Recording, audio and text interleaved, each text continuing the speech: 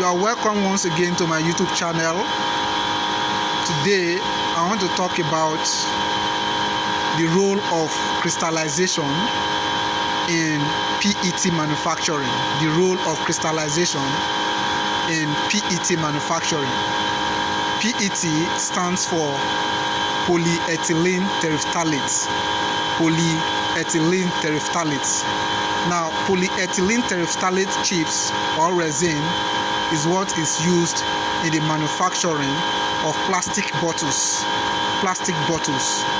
Now, the process of manufacturing polyethylene terephthalate chips or resin starts from the raw material, which is amorphous polyethylene terephthalate. Amorphous polyethylene terephthalate chips. That is the raw material used in the manufacturing of PET chips or PET resins, and the final product is crystallized PET resin, which is used in the manufacturing of plastic bottles. Now, one of the key components of the manufacturing of PET resin is crystallization. That is one of the important process steps in the manufacturing of PET resin, which is polyethylene terephthalate resin. Crystallization takes place at the crystallizer.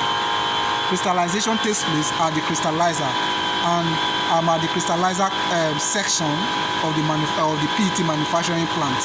So this video captures the crystallization equipment of the PET manufacturing plant. Crystal is an important component, a major component of the crystallization of the PET manufacturing plant, and it is one of the key process steps in the manufacturing process called crystallization.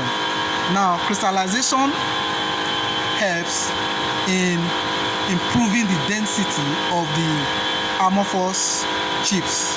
It helps in improving the density of the amorphous chips, and it is a heat treatment process, which occurs at around 140 to 180 degrees Celsius. It is operated, the component, the crystallizer, which is the crystallization component, runs at about 140 to 180 degrees Celsius of temperature. Now, the goal of the temperature is to help harden or improve the physical property of the polyethylene terephthalate chips that comes from the silo, the raw material silo. So the process of heating up the raw material, which is the amorphous PET, helps to improve the density and other physical property of the PET chips, the amorphous PET chips. Now, other physical properties include stability, which is ability to withstand certain temperature, and others. Now, at this stage, fluidization occurs, but the crystallizer is not working now. We are trying to start it up, and so this is the first step in starting it up. The first is to control each of these valves. This valve, the condition of this valve for now is closed, is short, because there are no chips in the crystallizer. This is also short. The condition of this other valve is also short, while this other one is also short. At around about 5 to 6 hours time, this will be open to allow some chips from the raw material silo to get into the crystallizer zone. And once it gets to this zone, other components will be switched on, will be controlled, and that will start with the heating elements, which is the heaters. Now, the crystallizer consists of the heaters. Now, the heaters provides the necessary temperature that is required for heating up the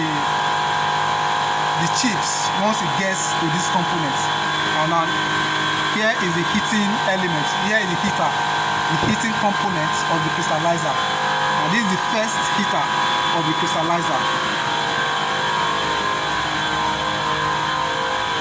This is another heater of the crystallizer. The first one is for the first zone, while this one is for the second zone of the crystallizer.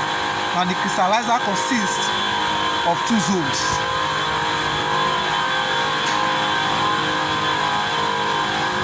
The crystallizer consists of two zones. You have the first zone, which is this, and then the second zone, which is what you have here.